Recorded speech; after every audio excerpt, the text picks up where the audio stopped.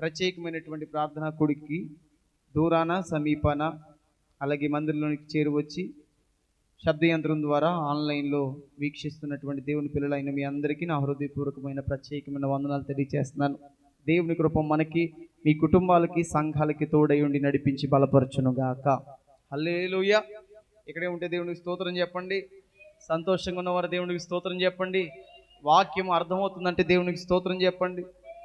హల్లెలూయా. అలాగే దూరంలో ఉండి కాల్ కాన్ఫరెన్స్ ద్వారా వీక్షిస్తున్న బిడ్డలకు కూడా ప్రత్యేకమైన వందనాలు తెలియజేస్తా ఉన్నాను. ఈ రాత్రి ఒక ప్రత్యేకమైన మాటని దేవుడు నా గుండెల్లో పెట్టాడు. ఆ మాట ప్రతి ఒక్కరికి అర్థమయ్యే రీతిలో పరిశుద్ధాత్మ దేవుడే బోధించునుగాక. హల్లెలూయా. దేవునికి ప్రతి ఒక్కరి మీద గొప్ప ప్రణాళిక ఉంటుంది.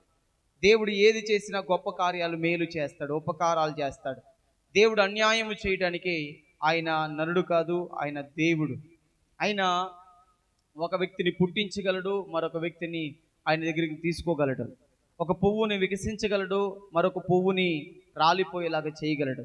అందుకే మానవుని యొక్క జీవితం ఎలా ఉంటుంది అనంటే గడ్డిని పోలినదిగా, అడవి పువ్వుని పోలినదిగా మానవుని జీవితం ఉంటుంది.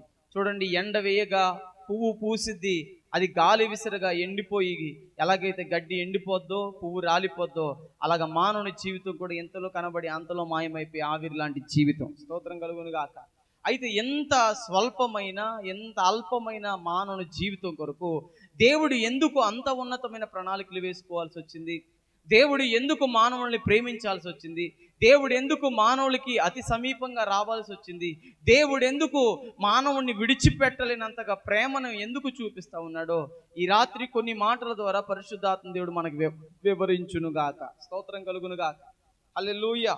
చూడండి దేవుని పిల్లలారా, దేవుడు ఒక మనిషిని మార్చాలి అనంటే, దేవుడు ఒక కుటుంబాన్ని ఆశీర్వదించాలి అనంటే, దేవుడు తన కార్యాలని ప్రజలకి చూపించాలి అనంటే ఖచ్చితంగా దేవుడికి ఎవరు కావాలంటే ఒక వ్యక్తి కావాలి.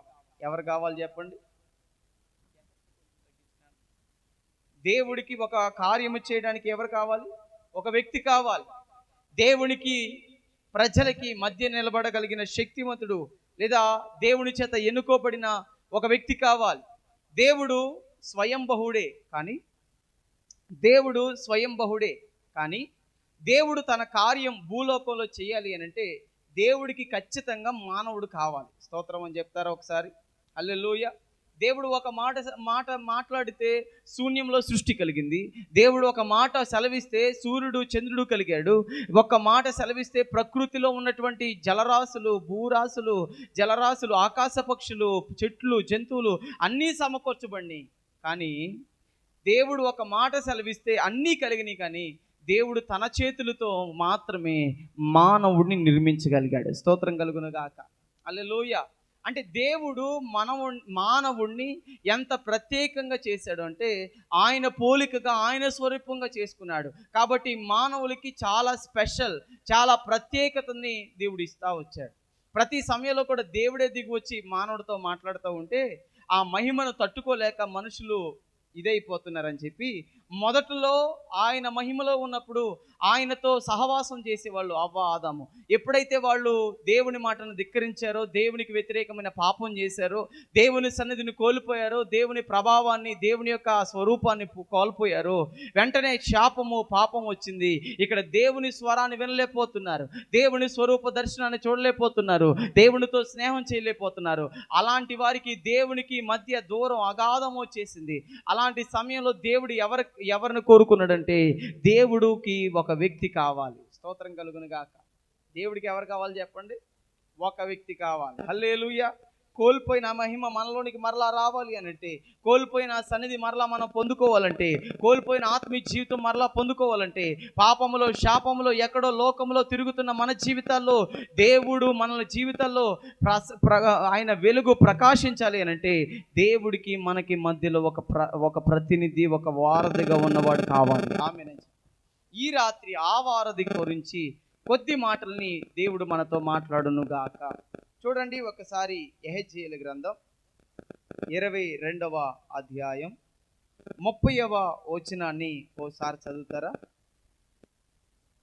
యెహెజ్కేలు గ్రంథం, పరిశుద్ధమైన బైబిల్ గ్రంథం నుంచి యెహెజ్కేలు గ్రంథం 22వ అధ్యాయం 30వ వాక్యాన్ని ఒకసారి చదవండి.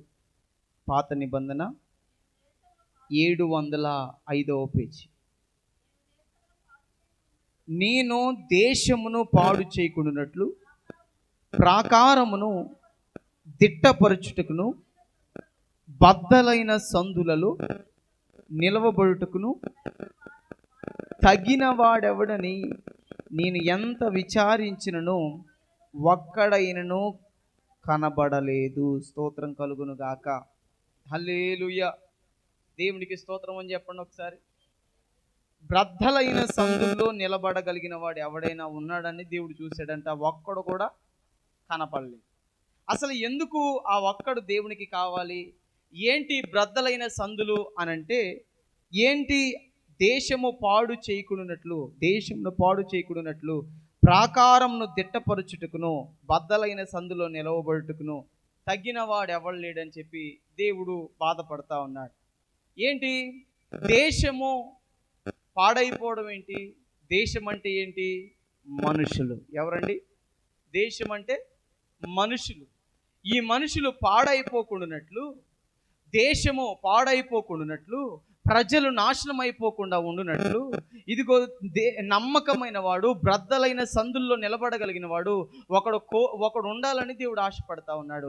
అతన్నే మనం ఏమంటామంటే దైవజనుడు. స్తోత్రం కలుగునుగా. హల్లెలూయా. ఏం చేస్తాడు దైవజనుడు ఉంటే? ఏం చేస్తాడంటే పాడైపోతున్న దేశాన్ని పాడవకుండా కాపాడడానికి దేవుడు కృపనిస్తాడు. ఆమేన్ చెప్పండి. హల్లెలూయా, హల్లెలూయా. ప్రాకారంలో పడగొట్టకుండా ఉండడానికి, అలాగే బ్రద్దలైన సందుల్లో నిలబడడానికి తన సేవకుడిని దేవుడు నియమించాలని ఇష్టపడతాడు. స్తోత్రం కలుగును గాక. పాడైపోతున్న ప్రజలు, అసలు సేవకుడిని దేవుడు ఎందుకు ఎన్నుకోవాలి? సేవకుడు యొక్క పని ఎందుకు దేవుడు అనంటే నశించిపోతున్నటువంటి ప్రజల్ని రక్షించడానికి, చీకటిలో కూర్చుండిన వారికి వెలుగునివ్వడానికి, మరణకరమైనటువంటి మేఘములతో మబ్బులతో బాధపడుతున్న వారికి జీవంలోనికి నడిపించడానికి, మరణము ఛాయలో ఉన్న వారికి గొప్ప వెలుగును చూపించడానికి తన సేవకుడిని దేవుడు ఎన్నుకుంటాడు. స్తోత్రం కలుగును గాక. హల్లెలూయా. పాపముతో, శాపముతో, ఇక్కట్లతో, అనారోగ్యాలతో, అవిశ్వాసముతో, పాపము అనే బంధకాల చేత పడిపోయిన వారిని విడిపించడానికి దేవుడు తన సేవకుని ఎన్నుకుని ఏర్పరచుకొని నిలబెట్టుకుంటాడు. స్తోత్రం కలుగును గాక. పరిశుద్ధమైన బైబిల్ గ్రంథంలో ఒక వ్యక్తి ఉన్నారు. ఆ వ్యక్తిలో నుంచి చూడండి ఒకసారి. ఆదికాండం 12వ అధ్యాయం. ఒక సేవకుడిని దేవుడు ఎప్పుడు పిలుస్తాడు, ఎలా పిలుస్తాడు, అసలు ఎందుకు పిలుస్తాడు అన్నది ఈ రాత్రి దేవుడు ఒక మాటను తెలియజేస్తున్నాడు. చూడండి ఒకసారి. సేవకుడిని ఎలా పిలుస్తున్నాడో చూడండి. ఆదికాండం 12వ అధ్యాయం 1వ వచనం. యెహోవా, నీవు లేచి నీ దేశం నుండి, నీ బంధువుల యొద్ద నుండి, నీ తండ్రి ఇంటి నుండి బయలుదేరి నేను నీకు చూపించబోయే దేశమునకు వెళ్ళుము. చాలండి, చాలండి, చాలు. ఇక్కడ చూడండి. దేవుడు ఒక వ్యక్తిని పిలిచినప్పుడు, దేవుడు ఒక వ్యక్తిని కోరుకున్నప్పుడు, దేవుడు ఒక వ్యక్తిని నియమించాలి అనుకున్నప్పుడు, దేవుడు ఒక వ్యక్తిని ఏర్పాటు చేసుకోవాలనుకున్నప్పుడు కొన్ని క్వాలిటీస్ దేవుడు ఎదురు చూస్తాడు. ఏం కోరుకుంటాడండి? కొన్ని క్వాలిటీస్ అనండి ఒకసారి. కొన్ని లక్షణాలు, కొన్ని గుణాలని దేవుడు చూస్తాడు. మనం మార్కెట్లోనికి వెళ్ళినప్పుడు బెండకాయో, దోసకాయో, దొండకాయో, ఆకుకూరలు, ఏదో ఒక కూరకాయలు, కూరాకులు కానీ కూరగాయలు కానీ కొనేటప్పుడు ఎంత పరీక్షిస్తాం చెప్పండి ఒకసారి. బెండకాయలు ముదిరిపోయినాయా, లేతగా ఉన్నాయా? ముదిరిపోతే మనకి దేనికి పని చేయమని చెప్పి పక్కన ఏరేస్తూ ఉంటాం, పక్కన పెట్టేస్తూ ఉంటాం. దొండకాయల్లో మెత్తగా ఉన్నాయా, పండులు ఎన్ని ఉన్నాయి, పచ్చిలు ఎన్ని ఉన్నాయి అని చూస్తూ ఉంటాం. తర్వాత దోసకాయ మెత్తగా ఉందా, గట్టిగా ఉందా చూస్తాం. బీరకాయ ముదిరిపోయిందా, మంచిగా ఉందా అని చూస్తాం. ఏమండి, ఒక పూటకి కూర వండుకొని తినేసే ఆహారాన్ని మనం అంత చూసి చేసుకుంటే మరి దేవుడు తన పని చేయడానికి ఎంత ఎతికి ఎతికి ఎతికి కోరుకుంటాడంటే, గొప్పగా ప్రపంచమంతా ఎతికి ఎతికి ఎతికి దేవుడికి తగిన వారిని దేవుడు ఎన్నుకుంటాడు. స్తోత్రం కలుగును కాక. హల్లెలూయా, హల్లెలూయా. ఒక సూపర్ బజార్కి వెళ్ళినప్పుడు కానీ, లేదా ఒక షాపింగ్ మాల్కి వెళ్ళినప్పుడు కానీ, మాల్స్కి వెళ్ళినప్పుడు కానీ, లేదా బయటికి వెళ్ళినప్పుడు, బజార్కి వెళ్ళినప్పుడు, లేదా ఒక మార్కెట్కి వెళ్ళినప్పుడు మనకు నచ్చిన వాటిని ఏరుకొని కోరుకొని వాటికి ఎంత ధర అయినా చెల్లించి వాటిని తీసుకుని వస్తాం. ఎందుకోసం అంటే మనకు అవసరం ఉంది కాబట్టి. స్తోత్రం అని చెప్పండి. హల్లెలూయా. విద్యార్థికి ఏది అవసరం అంటే పెన్నో పుస్తకం అవసరం ఉంటుంది. ఈ మధ్యలో విద్యార్థులకి ఏం కావాలంటే పెన్నో పుస్తకంతో పని లేదు, మొబైల్ కావాలి. స్తోత్రం కలుగును గాక. ఇక చూడండి, పెద్దవారికి పనికి వెళ్ళే వాళ్ళకి, కోత కోయడానికి వెళ్ళే వాళ్ళకి ఏది అవసరం? కొడవలు అవసరం. ఇక చూడండి, ఫ్యాక్టరీకి వెళ్ళే వాళ్ళకి ఏది అవసరం? హెడ్కి హెల్మెట్ కావాలి, కొన్ని రకాలైన పరికరాలు కావాలి. స్తోత్రం అని చెప్పండి ఒకసారి. హల్లెలూయా. కొన్ని రకాలైన పనులు చేయడానికి వెళ్ళినప్పుడు ఆ వస్తువులు కావాలి. ఆ వస్తువులు ఉంటేనే పని చేయడానికి వీలు పడుద్ది. ఆ వస్తువులు లేకపోతే పని చేయలేదు. ఆ వస్తువుల్ని కోరుకోకపోతే, ఆ వస్తువుల చేత మనం పని చేయలేకపోతే ఆ పని చేయడానికి మనకు సామర్థ్యం ఉండదు. స్తోత్రం కలుగును గాక. హల్లెలూయా. మనం ఎలాగైతే ప్రత్యేకించబడిన వస్తువుల్ని కోరుకుంటామో, దేవుడు కూడా తన ఎన్నికలో, తన ఏర్పాట్లు కొంతమందిని ఎన్నుకుంటాడు. అందుకనే దేవుని బైబిల్ గ్రంథంలో చెప్పండి మాట, పిలువబడిన వాళ్ళు అనేకులు. దేవుడు అనేకులు పిలుచుకుంటాడు. చిన్నవారిని పిలుచుకుంటాడు, పెద్దవారిని పిలుచుకుంటాడు, గొప్పవారిని పిలుచుకుంటాడు, సంపన్నులను పిలుచుకుంటాడు, దీనులను పిలుచుకుంటాడు, అల్పులను పిలుచుకుంటాడు, అందరినీ పిలుచుకుంటాడు. కానీ ఆ పిలుపులో ఉన్నవారు కాస్త ఏర్పాటులోనికి వెళ్ళేవారుగా ఉండాలి. స్తోత్రం కలుగును గాక. దేవుడు అందరికీ పిలుపునిస్తాడు. అందరూ అంతటా మారు మనసు పొందండి అని చెప్తాడు. కానీ అందరిలో అంతటను కూడా దేవుడు కొంతమందిని ఏర్పరచుకుంటాడు. స్తోత్రం కలుగును గాక. దేవుడు ఎలా ఏర్పరచుకుంటాడంటే, మనలో ఏ లక్షణం ఉందో ఆ లక్షణాలను బట్టి దేవుడు మనల్ని ఎన్నుకుంటాడు. స్తోత్రం అని చెప్పండి ఒకసారి. హల్లెలూయా. తినుతూ త్రాగుతూ లోకంతో లెగుస్తూ ఆడుతూ ఇష్టానుసారంగా చేసేవారి కోసం దేవుడు ఇదిగో కోరుకోడు, కానీ ఏర్పరచుకోడు. కానీ దేవుడు ఎలాంటి వారిని కోరుకుంటాడంటే, చూడండి ఇక్కడ 12వ అధ్యాయం 1వ వచనంలో చెప్పబడిన మాట, యెహోవా అంట, నీవు లేచి నీ దేశం నుండి, నీ బంధువుల యొద్ద నుండి, నీ తండ్రి యొద్ద నుండి బయలుదేరి నేను నీకు చూపించబోయే దేశమునకు వెళ్ళుము. స్తోత్రం కలుగును గాక. దేవుడు ఎవరిని ఏర్పరచుకుంటాడంటే, దేవుడు ఎవరిని ప్రత్యేకించుకుంటాడంటే, దేవుని మాటను విని దేవుని మాట ప్రకారం నడిచే వారిని దేవుడు ఖచ్చితంగా ఏర్పాటు చేసుకుంటాడు. అబ్రాము అనేటటువంటి ఒక ఆయన దేవుని పిలుపును అందుకున్నాడు. దేవుడు వచ్చి అబ్రాముతో మాట్లాడుతున్నాడు, నీవు లేచి నీ దేశము నుండి, నీ తండ్రి ఇంటి నుండి నీ బయలుదేరి, విడిచిపెట్టి ఇంటి నుండి బయలుదేరి నేను నీకు చూపించబోయే దేశంకు వెళ్ళు. చూడండి, అబ్రాము జీవితంలో దేవుడు కోరుకుంటున్నాడు, నీవు లేవాలి. ఏం చేయాలి? లేవాలి అనండి ఒకసారి. రేపొద్దున్నే దీని గురించి ఇంకా లోతుగా చెప్తాను. అబ్రాముని దేవుడు లేవాలి అని చెప్తున్నాడు. ఏ లేవాలి అనంటే, అబ్రాము మన శరీర సంబంధంగా చూస్తే అక్కడ అర్థం కాదు, కానీ ఆత్మ సంబంధంగా ఆలోచిస్తే అబ్రాము ఒక సతికిల పడిపోయినటువంటి స్థితిలో ఉన్నాడు. అబ్రాము ఒక చీకటిలో, ఒక గాఢాంధకారపు లోయలో చిక్కుకొని పోయాడు. ఎలా చెప్పగలరు పాస్టర్ గారు అంటే, దేవుడు లేని ఏ బ్రతుకైనా సరే అది అంధకారమే. స్తోత్రం అని చెప్పండి. దేవుడు లేని ఏ జీవితమైనా అది చీకటిని అనుభవిస్తున్న, శాపాన్ని అనుభవిస్తున్న జీవితమే. దేవుడు లేని ఎవరైనా సరే సతికిల పడిపోయినట్లుగా పాపం అనే ఊబిలోనే ఉండిపోతారు. అయితే అలాంటి ఊబిలో ఉండిపోయి, చీకటిలో ఉండిపోయి, సతికిల పడిపోయినటువంటి అబ్రాముని దేవుడు మొట్టమొదటిగా పిలిచి ఏం చెప్తున్నాడంటే, నీవు లేచి. స్తోత్రం కలుగును గాక. అంటే దేవుడు మన నుంచి ఏం కోరుకుంటున్నాడంటే, మనం లేవాలి అని కోరుకుంటున్నాడు. ఎక్కడ నుంచి లేవాలి? గాఢ అంధకారంలో నుంచి లేవాలి. ఎక్కడి నుంచి లేవాలి? భయంకరమైనటువంటి పాపంలో నుంచి లేవాలి. ఎక్కడ నుంచి లేవాలి? మన సొంత ఆలోచనల నుంచి లేవాలి.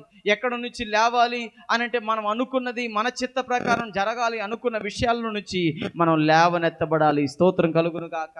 హల్లెలూయా. అన్ని ఆచారాల నుంచి లేవనెత్తబడాలి, మూఢ నమ్మకాల్లో నుంచి లేవనెత్తబడాలి, అవిశ్వాసములో నుంచి లేవనెత్తబడాలి, అపరాధ భావంలో నుంచి లేవనెత్తబడాలి. ఇదిగో భయంకరమైనటువంటి చీకటి శక్తుల చేత పీడించబడుతున్నప్పటి నుంచి లేవనెత్తబడాలి. ఆమేనని చెప్పండి. ఆమేనని చెప్పండి. ఆ లేవనెత్తబడిన అబ్రాముతో రెండవ మాటకి ఏం చెప్తున్నాడంటే, నీ దేశము నుండి, నీ బంధువుల యొద్ద నుండి, నీ తండ్రి ఇంటి నుంచి. స్తోత్రం కలుగును గాక. దేవుడు ఒక వ్యక్తిని ఎన్నుకోవాలంటే ఈ 4 లక్షణాలు ఉండాలి. ఏంటి? 1, లేవడం అనండి ఒకసారి. లేవడం. 2, దేశమును, బంధువులను, తండ్రి ఇంటిని విడిచిపెట్టడం. స్తోత్రం కలుగును గాక. హల్లెలూయా. అంటే ఏ వ్యక్తి అయితే త్యాగం చేస్తాడో, ఏ వ్యక్తి అయితే త్యాగపూరితంగా తన ఇష్టాలని, తన యొక్క సొంత కోరికల్ని, తన ఆకాంక్షల్ని, తన యొక్క సుఖాలని అన్నిటినీ కూడా బలిపీఠమే పెట్టడానికి ఇష్టపడతారో వారిని దేవుడు ఎన్నుకొని ఏర్పరచుకుంటాడు. స్తోత్రం కలుగును గాక. హల్లెలూయా. అబ్రాహాముతో దేవుడు చెప్తున్నాడు, నీవులే, నీ దేశం నుంచి, నీ బంధువుల ఇంటి నుంచి, నీ తండ్రి ఇంటి నుంచి విడిచిపెట్టి నేను నీకు చూపించబోయే దేశంకు వెళ్ళు అని అంటున్నాడు. స్తోత్రం కలుగును గాక. దేవుడికి తెలుసండి, ఎవరు ఎప్పుడు ఏ మాట వింటారో దేవునికి బాగా తెలుసు. ఆమేనని చెప్పండి. ఆ దినాల్లో నేను నమ్ముతాను, అబ్రాహాము పుట్టిన దినాల్లో చాలామంది ఉన్నారు. అబ్రాహాము కంటే చిన్నవారు ఉన్నారు, అబ్రాహాము కంటే పెద్దవారు ఉన్నారు, అబ్రాహాము కంటే చిన్న సంపాదన చేసే వాళ్ళు ఉన్నారు, అబ్రాహాము కంటే గొప్పగా సంపాదన చేసే వాళ్ళు ఉన్నారు. కానీ ఆ దినాల్లో ఎంతో మంది ఉండగా దేవుని ఏర్పాటు, దేవుని పిలుపు ఎవరి మీదకి వెళ్ళిందంటే అబ్రాహాము దగ్గరికి వెళ్ళింది. ఎందుకోసం అంటే అబ్రాహాము దేవుని మాటను విధేయత చూపిస్తాడని దేవుడికి తెలుసు. స్తోత్రం కలుగును గాక. హల్లెలూయా, హల్లెలూయా. దేవుని పిలుపు, దేవుని ఏర్పాటు ఎవరి మీదకి వస్తుందంటే దేవుని మాటను వినే వాళ్ళ మీదకి వెళ్తుంది. దేవుడి మాటను ఎవరైతే ధిక్కరిస్తారో, దేవుని మాటను ఎవరైతే పెడచెవిని పెడతారో, దేవుని మాటను ఎవరైతే అలక్ష్యం పెడతా ఉంటారో వాళ్ళ దగ్గరికి దేవుని మాటను పంపించడానికి. స్తోత్రం అని చెప్పండి ఒకసారి. హల్లెలూయా. ఈ రోజున సంఘాల్లో కూడా దైవజనుడు వర్తమానం చెప్తూ ఉంటారు, కానీ ఆ మాట వినకుండా ఆ మాటని పెడచెవిని పెట్టే వాళ్ళు చాలామంది ఉంటారు. కానీ అలాంటి వాళ్ళ జీవితాలు ఎలాంటి ఎదుగుదల కనపడదు. స్తోత్రం అని చెప్తారు ఒకసారి. హల్లెలూయా. ఎవరైతే దైవజనుడి మాట దేవుని మాటగా భావించి ఆ మాట ఎప్పుడు దేవుడు నాతో మాట్లాడతాడని చెప్పి, ఈ మాట నా జీవితాన్ని బాగు చేస్తుందని చెప్పి దైవజనుని మాటని దేవుని మాటగా అంగీకరించి దేవుని వాక్యాన్ని గుండెల్లోనికి తీసుకొని స్వీకరించి ఎవరైతే నిలబడతారో వారి జీవితాల్లో దేవుడు ఒక మహిమ కలిగిన గొప్ప కార్యాలు చేయడం ప్రారంభిస్తాడు. ఆమేనని చెప్పండి. హల్లెలూయా. చూడండి ఒకసారి నెహెమ్యా గ్రంథం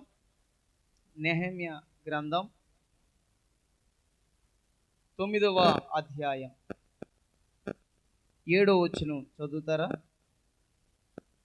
నెహెమ్యా గ్రంథం 9వ అధ్యాయం 7వ వచనం, 408వ పేజీ.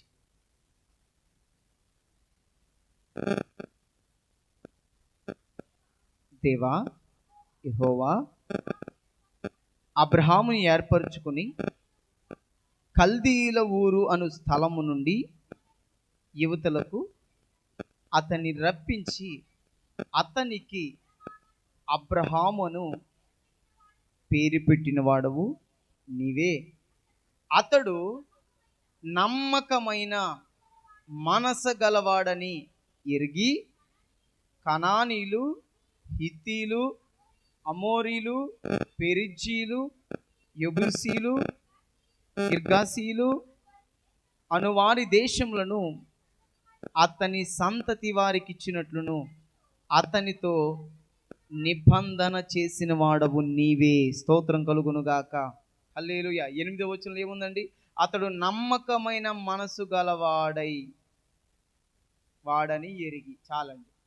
దేవుడు అబ్రాహాముని పిలుచుకోవడానికి గల కారణం ఏంటి అని అంటే అతడు నమ్మకమైన వాడు. చెప్పండి ఒకసారి.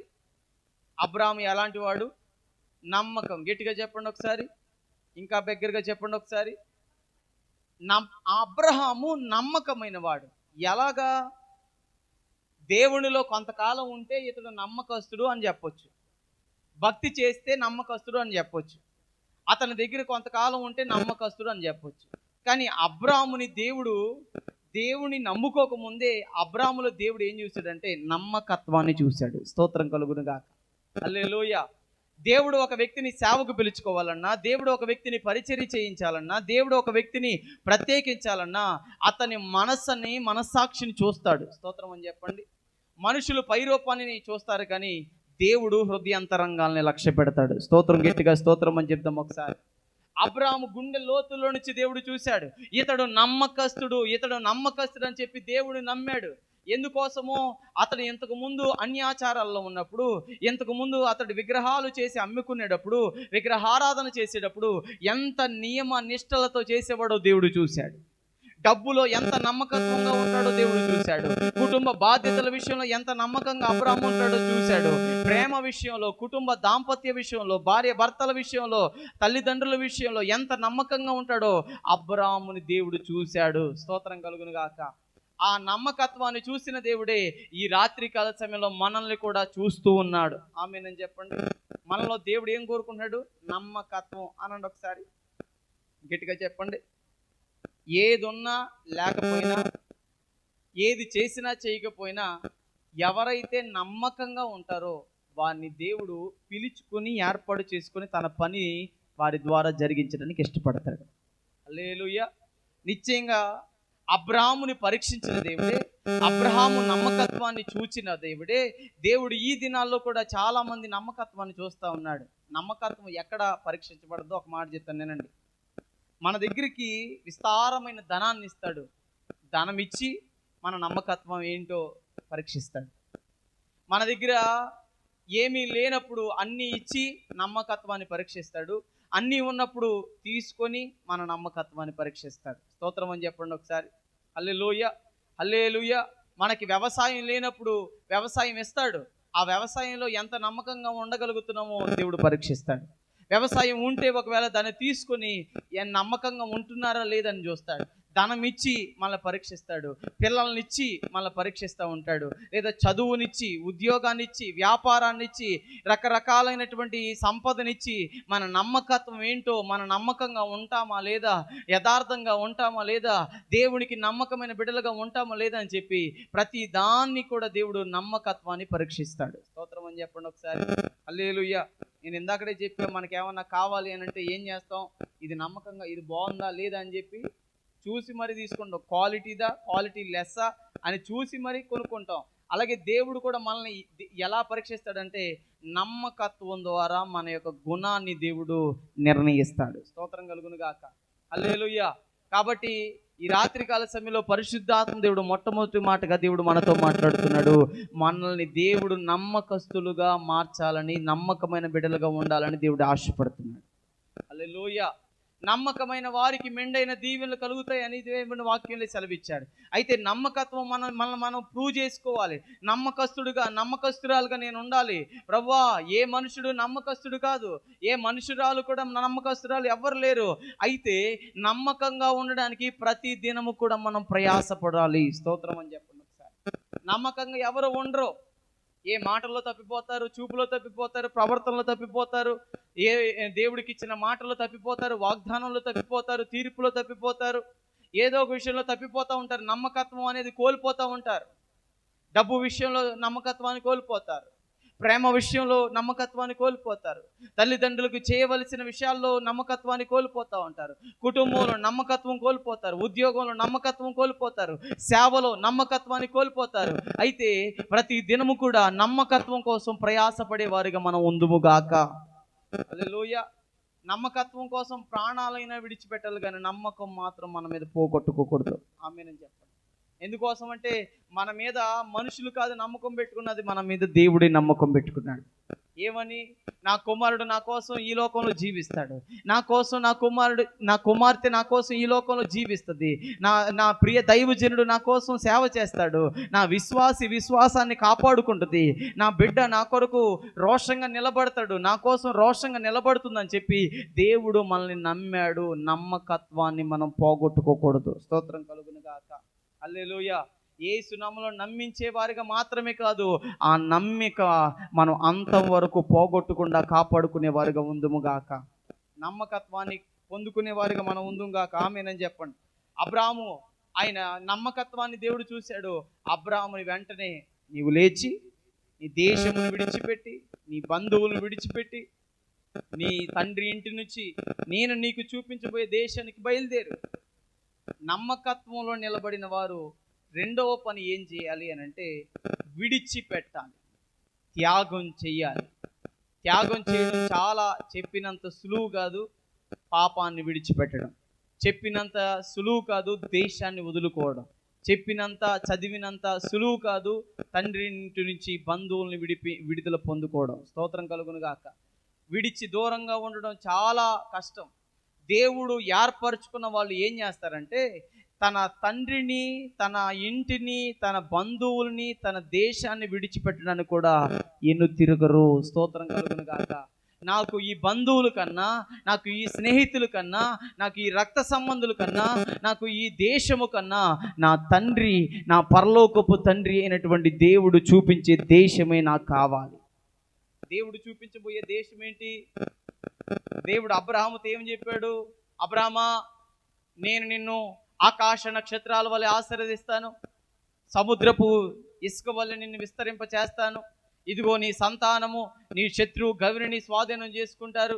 అమోనీలు, పెరిజ్జీలు, మోయాబీలు, పెరిగ్జీలు వీళ్ళందరూ కూడా 7 రకాలైన జాతుల ప్రజలు ఉన్నవారు దేశాలని వాళ్ళని వెళ్ళగొట్టి నీ సంతతి వారికి ఆ దేశాన్ని అప్పగిస్తానని చెప్పి దేవుడు అబ్రహాముతో వాగ్దానం చేశాడు. అయితే ఆ వాగ్దానపు దేశంలోనికి వెళ్ళడానికి అబ్రాము ఏం చేయాలి? మొట్టమొదటిగా త్యాగం చేసి అడుగులు ముందుకు వేయాలి. స్తోత్రం కలుగును గాక. హల్లెలూయా. అబ్రాము తన సంతతి వారు స్వాధీనం చేసుకోబోయే దేశం ఏంటంటే పాలు తేనెలు ప్రవహించే దేశం, వాగ్దానపు దేశం, కానాను దేశం. అందులో గొప్ప గొప్ప వాళ్ళని సైతం కూడా వెళ్ళకొట్టి దేవుడు గొప్ప వారికి లేని భాగ్యాన్ని ఇశ్రాయేలు ప్రజలకు ఇచ్చినట్లుగా ఈ రోజున మనకు కూడా దేవుడు చెప్తున్నాడు. స్తోత్రం కలుగును గాక. హల్లెలూయా. అబ్రాము విడిచిపెట్టాలి, త్యాగం చేయాలి. త్యాగం చేస్తేనే తన రానున్నటువంటి భవిష్యత్తులో ఉన్నటువంటి వారు, భవిష్యత్తులో పిల్లలు దేవుని యొక్క స్వాస్థ్యమైనటువంటి ఇశ్రాయేలు ప్రజలు కానాను దేశాన్ని స్వాధీనం చేసుకుంటారు. ఈ రోజున దేవుని బిడ్డలారా రెండో మాటగా చెప్తున్నాడు. మొదటిగా ఏమో నమ్మకంగా ఉండాలి, రెండవది ఏమో త్యాగం చేయాలి. ఏం చేయాలి? అబ్రహాం ఏం చేశాడు? ప్రభా, నా దేశం ప్రభా, నా దేశంలో చాలా బిజినెస్ ఉంది ప్రభా, నా బంధువులు నాకు కావలసిన వాళ్ళు ఉన్నారు ప్రభా, నాకు అవసరం అంటే నా బంధువులు వచ్చి నాకు అక్కడగా నిలబడతారు ప్రభా, నా తండ్రి ఇంటి నుంచి నేను రాలేను ప్రభా అని అనలా. దేశంలో ఎన్ని వ్యాపారాలున్నా సహకారంగా నిలబడే వాళ్ళు, అన్యాయం చేసేవాళ్ళు, సూటిపోటి మాటలు మాట్లాడే బంధువులు ఎంతమంది ఉన్నా, తండ్రి ఎంత ప్రేమించినా ప్రేమించకపోయినా దేవుని స్వరాన్ని విన్నటువంటి అబ్రాము ఒకటే తీర్మానం తీసుకున్నాడు, నేను దేవుని కోసం త్యాగం చేయాలి. హల్లెలూయా. త్యాగం చేయకపోతే అందుకోసమే త్యాగం లేకపోతే అగ్ని దిగిరాదండి. త్యాగం లేకపోతే ఏ కార్యం జరగదు. ఏంటి త్యాగము అని అంటే, మోకాళ్ళు వేసి మనం త్యాగం చేయకపోతే కొన్ని కార్యాలు జరగవు. కన్నీరు కార్చకపోతే కొన్ని కార్యాలు జరగవు. ప్రార్థన చేయకపోతే కొన్ని కార్యాలు జరగవు. విశ్వాసం ఉంచకపోతే కొన్ని కార్యాలు జరగవు. వాక్యం చదవకపోతే కొన్ని కార్యాలు జరగవు. మందిరానికి రాకపోతే కొన్ని కార్యాలు జరగవు. దేవుని మీద నమ్మకం పెట్టుకోకపోతే కొన్ని కార్యాలు జరగవు. స్తోత్రం కలుగును గాక. త్యాగం చేయాలి. సమయాన్ని త్యాగం చేయాలి, ఆరోగ్యాన్ని త్యాగం చేయాలి, బలాన్ని త్యాగం చేయాలి, ధనాన్ని త్యాగం చేయాలి. దేవుని కోసం ఇదిగో బంధువుల్ని త్యాగం చేయాలి, రక్త సంబంధుల్ని త్యాగం చేయాలి, దేశాన్ని, ప్రదేశాన్ని, చదువుని, ఉద్యోగాన్ని, వ్యాపారాన్ని, కొన్ని సమయాల్లో మన జీవితాన్ని కూడా త్యాగం చేయాలి. స్తోత్రం కలుగును గాక. హల్లెలూయా. ఆ త్యాగము ఎవరి హృదయాన్ని తాకిద్దంటే ఆకాశమందున్న దేవుని హృదయాన్ని తాకుద్ది. ఆమేనని చెప్పండి. మన త్యాగం ఎవరిని తాకాలి చెప్పండి? కొంతమంది మనుషులు చేసిన త్యాగానికి కోసం త్యాగం చేస్తే ఏముంటుందంటే సింపతి పొందుకుంటారు. ఏం పొందుకుంటారు? మనుషులు త్యాగం చేస్తే అయ్యో భలే త్యాగం చేశాడండి, పిల్లోడికి రోడ్డు మీద బట్టలు ఇవ్వండి, ఈడి బట్టలు ఆడికి ఇచ్చాడండి, ఈడి ఎంత మంచోడండి, ఎంత త్యాగం చేశాడని చెప్పి ఏమంటారంటే సానుభూతి చూపిస్తూ ఉంటారు. ఎవరైనా సింపతి పొందుకోవాలని త్యాగం చేస్తూ ఉంటారు. ఎవరు లేనప్పుడు సహాయం చేయగలరు. కానీ 10 మంది ఉన్నారనుకోండి, ఒకరిని మాట్లాడుతూ ఉంటే ఆ 10 మంది ద్వారా మాట పొందుకోవాలని చెప్పి ఏం చేస్తారంటే సహాయం చేయడానికి ఇష్టపడతారు, సింపతి పొందుకోవాలి. హల్లెలూయా. ఈ విషయాలు ఒక మాట చెప్తున్నానండి. రాజకీయంలోనే సింపతి అనేది భయంకరంగా పనిచేస్తుంది. ఏం చెప్పా? రాజకీయంలో సింపతి అనేది బాగా వర్కౌట్ అవుతుంది. స్తోత్రం కలుగును గాక. హల్లెలూయా. మనకిష్టమైనటువంటి రాజకీయ నాయకుడికి ఎవరైనా ఏదైనా హాని చేసాడనుకోండి, మనకేమనిపిస్తుంది? అతని మీద ఎవరైతే పొడిచారో వాళ్ళ మీద కక్ష వస్తుంది, ఎవరైతే పొడవబడ్డారో వాళ్ళ మీద మనకి సింపతి కలిగింది. స్తోత్రం అని చెప్పండి. ఉదాహరణకు ఒక మాట చెప్తాను నేనండి.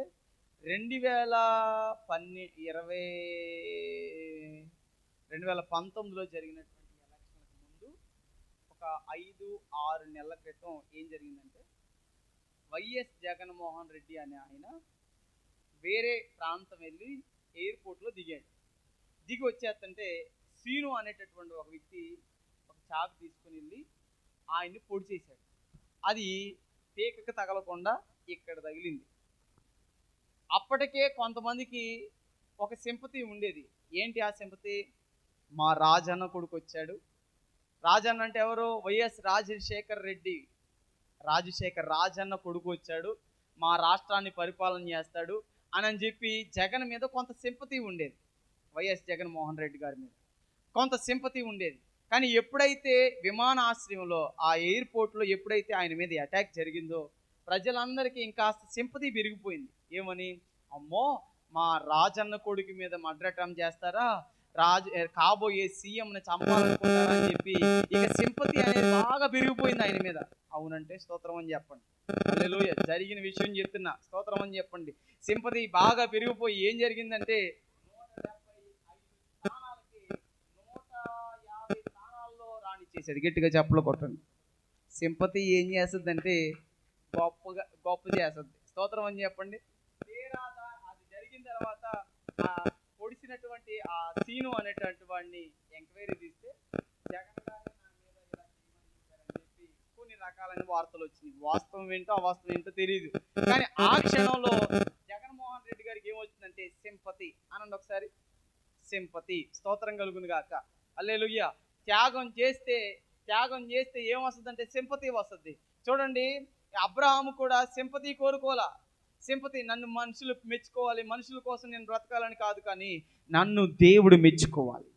నా మీద మనుషులు జాలి పడకూడదు, దేవుడే జాలి పడాలి. ఆమేనని చెప్పండి. అర్రే వీడు ఏ పని చేయట్లేదురా, అర్రే వీడికి ఏది చేత కట్టలేదురా, రేపు ఎలా బతుకుతాడురా అని చెప్పి మనుషులు సింపతి చూపిస్తూ ఉంటారు. అయితే దేవుడు ఎన్నుకున్న ప్రతినిధులు ఏం చేస్తారంటే త్యాగం చేస్తారు. ఆ త్యాగం మనుషులు మెప్పించేదిగా ఉండదు, ఆ త్యాగం దేవుణ్ణి మెప్పించేదిగా ఉంటుంది. అబ్రహాము చేసినటువంటి ఆ త్యాగం మనుషులు ఎవరికి కనపడకపోవచ్చు. ఈ రాత్రి నీతో ఒక మాట చెప్తున్నాడు దేవుడు. నువ్వు చేసిన దేవుని కోసం ఏ త్యాగం చేస్తున్నావు అది మనుషులు కంటికి కనపడకపోవచ్చు, కానీ పరమందున్నటువంటి దేవుడు ఖచ్చితంగా నీ త్యాగాన్ని గమనిస్తున్నాడు, చూస్తున్నాడు. చూచుచున్న దేవుడు నీ త్యాగానికి తగిన ప్రతిఫలాన్ని నా దేవుడు అంగీకరించి ఆలకించి నీకు ప్రత్యుత్తరంగా దేవుడు దయచేయునుగాక. త్యాగానికి తగిన ప్రతిఫలం దేవుడు ఇస్తాడు. ఆమేనని చెప్పండి. ఎంత త్యాగం చేస్తున్నామో, ఎంత సమయాన్ని దేవుని సన్నిధిలో త్యాగం చేస్తున్నామో, ఎంత మోకరించి శరీరాన్ని నలకొట్టుకొని త్యాగం చేస్తూ ఉన్నామో, ఎంత మన బలాన్ని దేవుని పరిచర్లో ఉపయోగిస్తూ ఉన్నామో, మన జ్ఞానాన్ని, మన తలాంతుల్ని, మన యొక్క ఉద్దేశాలని, ఊహల్ని దేవుని కోసం ఎంత త్యాగం చేస్తూ ఉన్నామో ప్రతిదీ దేవుడు చూస్తూ ఉన్నాడు. చూచుచున్నట్టు దేవుడు మౌనంగా ఉండడు, కానీ మన త్యాగానికి తగిన ప్రతిఫలాన్ని దేవుడు అనుగ్రహించునుగాక. హల్లెలూయా. దేవునికి మహిమ కలుగునుగాక. ఒక్క మాట చెప్తాను నేనండి. అబ్రహాము ఎప్పుడైతే మొదటిది నమ్మకంగా ఉన్నాడు, రెండోది త్యాగం చేశాడు. చెప్పండి ఒకసారి. రెండోది ఏం చేశాడు? మొదటిది నమ్మకం, రెండు త్యాగం. స్తోత్రం కలుగునుగాక. హల్లెలూయా. ఈ రెండు ఎవరి జీవితంలో అయితే ఉంటుందో వాళ్ళని ఖచ్చితంగా దేవుడు ఏర్పరుచుకుంటాడు. నమ్మకత్వాన్ని పరీక్షించిన దేవుడు, త్యాగాన్ని చూసిన దేవుడు ఇక చూడండి వాళ్ళని ఎలా మారుస్తాడు అని అంటే, చూడండి ఒకసారి ఏజీఎల్ గ్రంథం 22వ అధ్యాయం 30వ వాక్యం. ఆ దేశమును ఎవరైతే నమ్మకంగా ఉంటారో, త్యాగం చేస్తారో వాళ్ళ ద్వారా దేశమును పాడు చేయకుండానట్లును, ప్రాకారములను దిట్టపరచుటకును, బ్రద్దలైన సందులలో నిలుచుటకును. చాలండి, చాలు. స్తోత్రం కలుగును కాక. ఈ మూడు అర్థం కాకపోయినా నా వైపు చూసి దేవునికి స్తోత్రం అని చెప్పండి. హల్లెలూయా. దేశమును పాడు చేయకుండా ఉండాలి అని అంటే మనుషుల్లో ఏం ఎతుకుతున్నాడంటే, ఒకటి నమ్మకత్వం, రెండు త్యాగం. స్తోత్రం కలుగును గాక. ఇక్కడ దేశము అని రాయబడి ఉంది, కానీ మన కుటుంబాలకి ఈ మాటను అన్వయించుకుందాం. మన కుటుంబం పాడైపోకుండా ఉండాలి అనంటే, మన జీవితం పాడైపోకుండా ఉండాలి అనంటే, మన సేవ పాడైపోకుండా ఉండాలంటే, మన పరిచర్య మన యథార్థత పాడైపోకుండా ఉండాలి అనంటే మనలో నమ్మకత్వం ఉండాలి, మనలో త్యాగం ఉండాలి. అప్పుడు మన కుటుంబం నాశనం అవ్వదు, మన సంఘం నాశనం అవ్వదు, మన గ్రామం నాశనం అవ్వదు. ఆమేన్ చెప్పండి ఒకసారి. దేవునికి స్తోత్రం కలుగును గాక. దేశము పాడైపోకుండా ఉండినట్లు, పాడవకుండా ఉండాలి అని అంటే నమ్మకమైన వారు కావాలి, త్యాగం చేసే వాళ్ళు కావాలి. నీ కుటుంబం పాడైపోకుండా ఉండాలి అని అంటే, నాశనం అయిపోకుండా ఉండాలి అని అంటే, నీ జీవితంలో నీ కుటుంబంలో నీవు ఒక త్యాగం చేసేవాడిగా, త్యాగం చేసేదానిగా, నమ్మకమైన బిడ్డగా నా దేవుని ఎదుట నువ్వు కనపడుదువు గాక. నీ నమ్మకత్వాన్ని బట్టి, నీ త్యాగాన్ని బట్టి నా దేవుడు నీ కుటుంబాన్ని, నీ సంఘాన్ని, నీ గ్రామాన్ని రక్షించునుగాక. హల్లెలూయా, హల్లెలూయా. రెండవ మాట ఏం చెప్తున్నాడండి? ప్రాకారములను దిట్టపరచుటకు. ప్రాకారం అంటే ఏంటి? ప్రార్థన అనే ప్రాకారాన్ని దిట్టపరచాలి అంటే, ప్రార్థనలో మనం ఒక రకమైనటువంటి గోడ కట్టాలంటే, ఆత్మ సంబంధమైన విషయాల్లో మనం ఎదగాలి అని అంటే, నేను ఒక మాట చెప్తానేనండి. నేను ఈ మధ్యకాలంలో కొన్ని ప్రాంతాలు వెళ్ళినప్పుడు, ప్రార్థన అంతా అయిపోయిన తర్వాత దేవుడు వారి గురించి తెలియచేసిన కొన్ని విషయాలను బట్టి వాళ్ళతో మాట్లాడినప్పుడు, వాళ్ళకి ప్రవచన వాక్కులు విడుదల చేసినప్పుడు ఎంతోమంది ఆదరించబడుతున్నారు, బలపరచబడతా ఉన్నారు, దేవుడి నామాన్ని ఎంతగానో మహిమపరుస్తూ ఉన్నారు. మంచిది. ప్రార్థన అంతా అయిపోయిన తర్వాత కొంతమంది ప్రార్థన రిక్వెస్ట్లు ఇవ్వడానికి వస్తున్నారు. కొంతమంది ఏమో అప్పుల్లో ఉన్నాం ప్రార్థన చేయమని, మరికొంతమంది ఏమో భర్త మారలేదు ప్రార్థన చేయమని, మరికొంతమంది ఏమో బంగారం పోయింది దొరకాలని, మరికొంతమంది ఉద్యోగం కోసం, మరికొంతమంది చదువుల కోసం, మరికొంతమంది వివాహాల కోసం, మరికొంతమంది ఇళ్ల కోసం, మరికొంతమంది వ్యాపారాల కోసం, ఇలాగ రకరకాలైనటువంటి ప్రార్థన అంశాలు ఇస్తూ ఉన్నారు. మంచిది. కానీ చాలా తక్కువ శాతం నా దగ్గర వచ్చిన వాళ్ళలో చాలా తక్కువ మంది ఏమంటున్నారంటే, అయ్యగారు మాకు ఏమున్నా లేకపోయినా నేను నా ఇంటి వారు మాత్రం దేవుని సన్నిధిలో ఉండులాగా నా కోసం ప్రార్థన చేయండి. ఆత్మ సంబంధమైన కృపావరములు నేను పొందుకునేలాగా ప్రార్థన చేయండి. నేను ఆత్మ ఫలాలు ఫలించే దానిలాగా, ఫలించేవాడిగా ఉండాలని నా కోసం ప్రార్థన చేయండి అని వాళ్ళు ప్రార్థన రిక్వెస్ట్లు ఇస్తుంటే నాకు ఆశ్చర్యం అనిపించింది. ఏమనిపించింది? హల్లెలూయా. ఎవరైనా డబ్బును కోరుకుంటారు, బంగారం కోరుకుంటారు, ఇల్లును కోరుకుంటారు, ఈ రకరకాలైన అట్లను కోరుకుంటారు. కానీ కొంతమంది మాత్రం ఏం కోరుకుంటున్నారంటే, నేను ఆత్మ సంబంధమైన బిడ్డగా బ్రతకాలి, నేను ఆత్మ సంబంధమైన కుటుంబంగా నా కుటుంబం ఉండాలి, ఆత్మ సంబంధమైన జీవితాన్ని నేను జీవించాలని చెప్పి కొంతమంది అడుగుతూ ఉన్నారు. నాకు భలే అనిపించింది. నేను ప్రార్థనలో ఎదగాలని ప్రార్థన చేయండి పాస్టర్ గారు, నేను పాటలు పాడాలని ప్రార్థన చేయండి, నేను వాక్యం ధ్యానించాలి, చదవాలి అని ప్రార్థన చేయండి, నేను సువార్త ప్రకటించాలని నా కోసం ప్రార్థన చేయండి, దేవుడు నా పట్ల చిత్తం ఏదైతే కలిగి ఉన్నాడో దాని ప్రకారం అడుగులు వేయడానికి నా కోసం ప్రార్థన చేయండి అని అడిగినప్పుడు నాకు భలే అనిపిస్తుంది. అంటే వాళ్ళు ఏం కోరుకుంటున్నారంటే, వాళ్ళ చుట్టూరు ప్రాకారం కట్టుకోవాలనుకుంటున్నారు, భక్తి జీవితాన్ని కట్టుకోవాలనుకుంటున్నారు, దేవుళ్ళు ఎదగాలని ఒక ఆశ ఉంది. స్తోత్రం అని చెప్పండి ఒకసారి. హల్లెలూయా. ఇక లోక సంబంధమైన వాటిని మనం అడిగినప్పుడు అవి ఇస్తాడు, కానీ అవి మనతో ఉన్నంతకాలం బాగుంటుంది. అవి ఒకవేళ మనం వదిలిపెట్టేసి వెళ్ళిపోతే మనం దేవుని వదిలిపెట్టేశాం. స్తోత్రం అని చెప్పగలరా? ఇల్లు కోసం ప్రార్థన చేస్తాం, ఇల్లు వచ్చిన తర్వాత ఇంట్లో ఉంటాం, ఇక దేవుని మర్చిపోతూ ఉంటాం. ఉద్యోగం కోసం ప్రార్థన చేస్తాం, ఉద్యోగం వచ్చేదాకా ఒక టెన్షన్ ఉంటుంది, ఉద్యోగం రాకపోతే ఒక రకం, వస్తే మరొక రకం. స్తోత్రం అని చెప్పండి. ఇక చూడండి, ఇక ఆ నమ్మకత్వాన్ని కోల్పోతారు. ఇక వచ్చిన దాన్ని చూసుకుంటూ ఉంటారు, వచ్చిన దాన్ని, చేసిన దాన్ని, వచ్చిన ఆశీర్వాదాన్ని చూసుకుంటూ అలాగుండిపోతారు. ఇచ్చిన దేవుణ్ణి గణపరిచేవారు ఉండరు. కాబట్టి కొంతమంది ఏం చేస్తున్నారంటే, ప్రభు అయ్యా నన్ను దిట్టపరచాలి, ఎన్ని శ్రమలు వచ్చినా నా ప్రాకారము కూలకూడదు, ఎన్ని శోధనలు వచ్చినా నేను పడిపోకూడదు. అలా ఉండాలంటే ప్రాకారము కట్టబడాలి. స్తోత్రం కలుగును గాక. హల్లెలూయా. ప్రాకారము లేని పట్టణం ఎలాగో తన హృదయానికి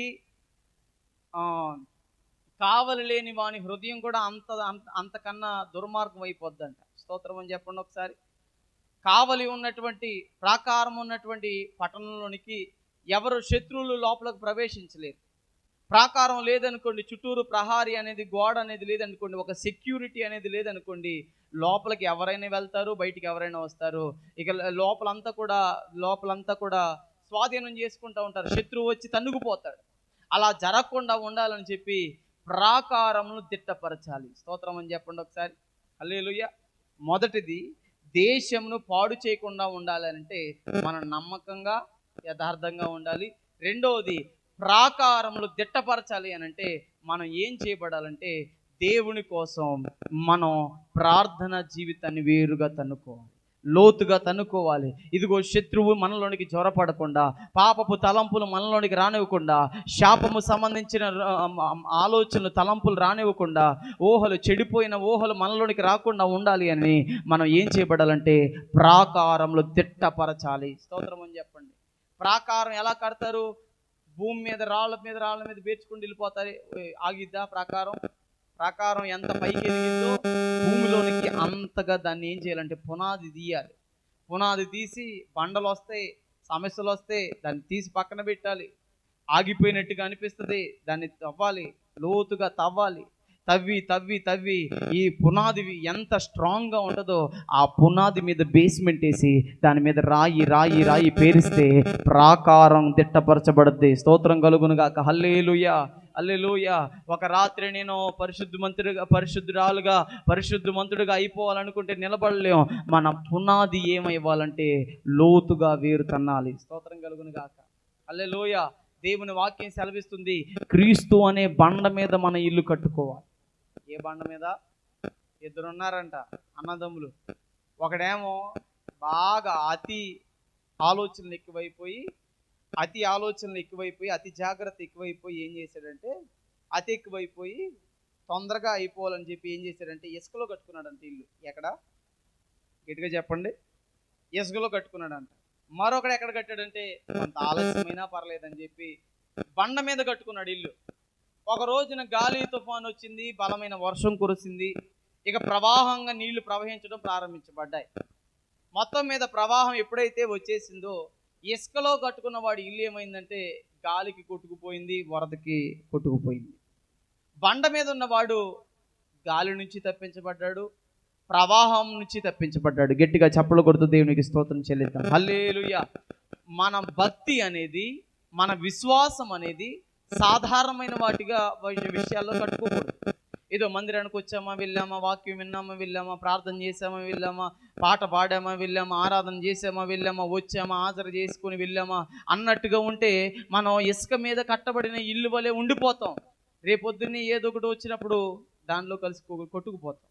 అలా కాకుండా నేను ఒక బండ మీద ఎన్ని శ్రమలు వచ్చినా, ఎన్ని ఇబ్బందులు వచ్చినా నేను బండ మీద కట్టబడిన వాడిగా నేను ఉండాలి అని అంటే ఏం చేయబడాలంటే కష్టమైన, నిష్ఠూరమైన, నిందలైన, అవమానాలైన, అపనిందలైన, గేలి చేసిన, నమ్మక ద్రోహం చేసిన, నిందించిన, ఎన్ని మాటలు వ్యతిరేకమైన మాటలు మాట్లాడినా క్రీస్తును అంటు పెట్టుకొని ఉంటే నీ ప్రాకారాన్ని నా దేవుడు దిట్టపరచును గాక.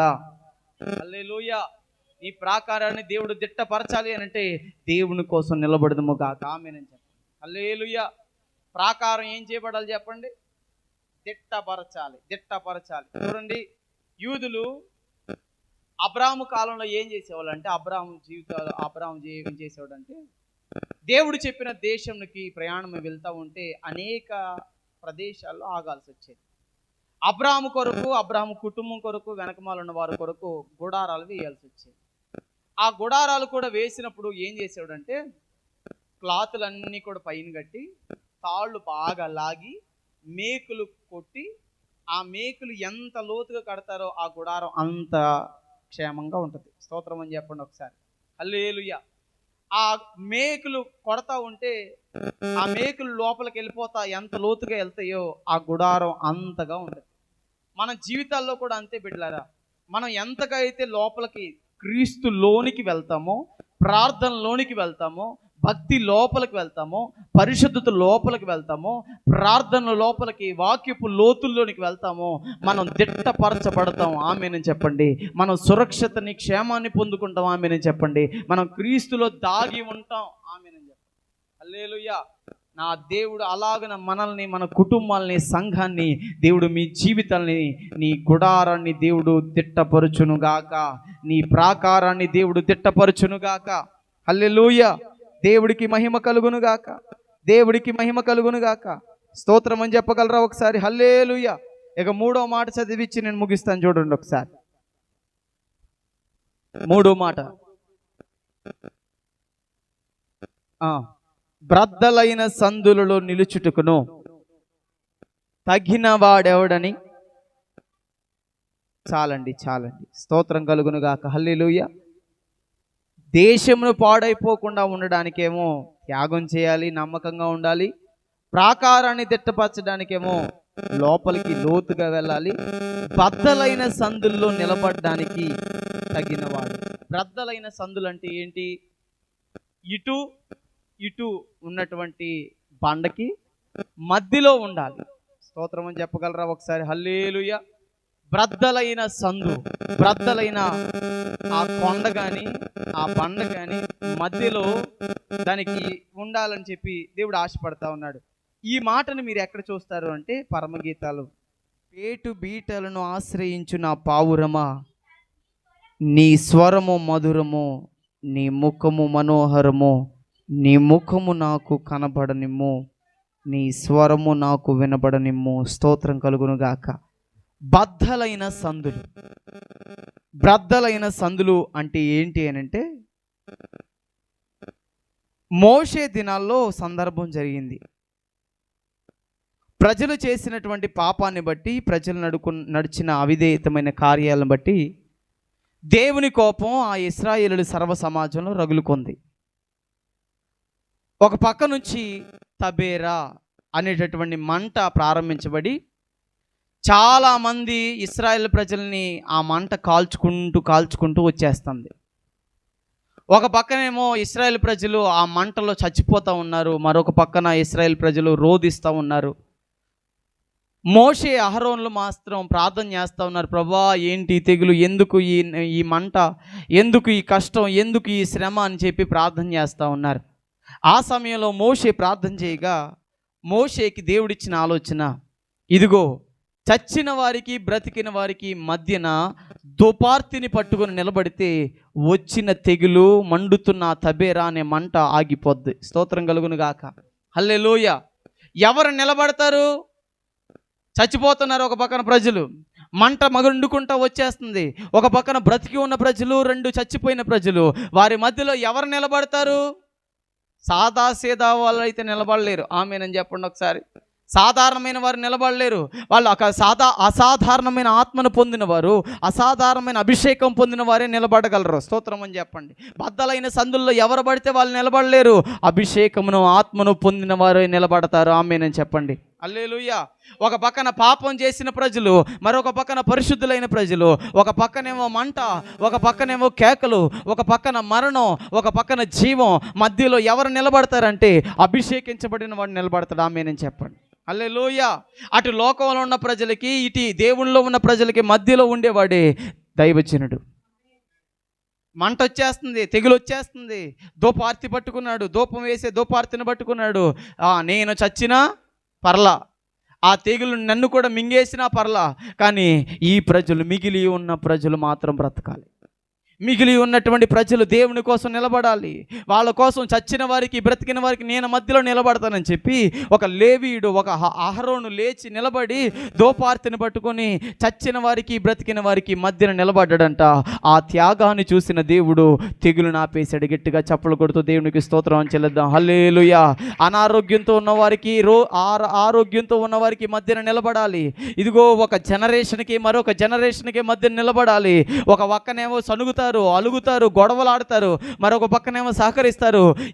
ఎన్ని రకాలైనటువంటి ఆలోచనల మధ్యలో కూడా నిలబడేవాడే దైవజనుడు.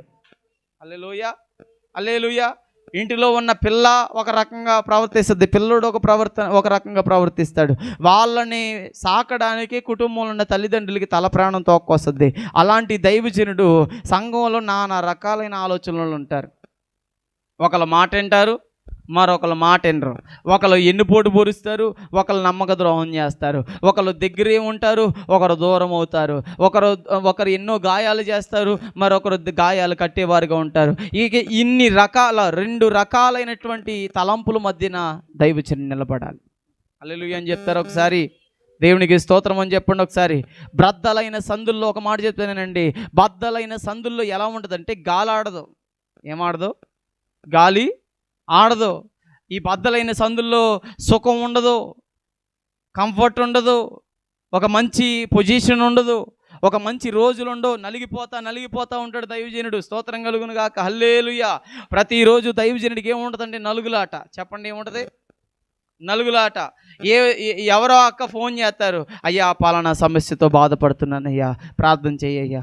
మరొక పక్కన మరొకరు ప్రార్థన చేసి, ప్రభువా ఈ ప్రార్థన ఆలకించే దేవుడు గొప్ప కార్యం చేశాడని మరొక పక్కన. ఇలా ఈ పక్కనేమో శ్రమ, ఈ పక్కనేమో సంతోషం, ఈ పక్కనేమో దుఃఖం, ఈ పక్కనేమో ఆనందం. ఈ 2 రకాలైనటువంటి ఎమోషన్స్కి, ఈ 2 రకాలైన ఆహభావాలకి మధ్యన దైవజనుడు నిలబడాలి. దేవుడు అలాంటి వారిని దేవుడు కోరుకుంటున్నాడు. ఆమేనని చెప్పండి.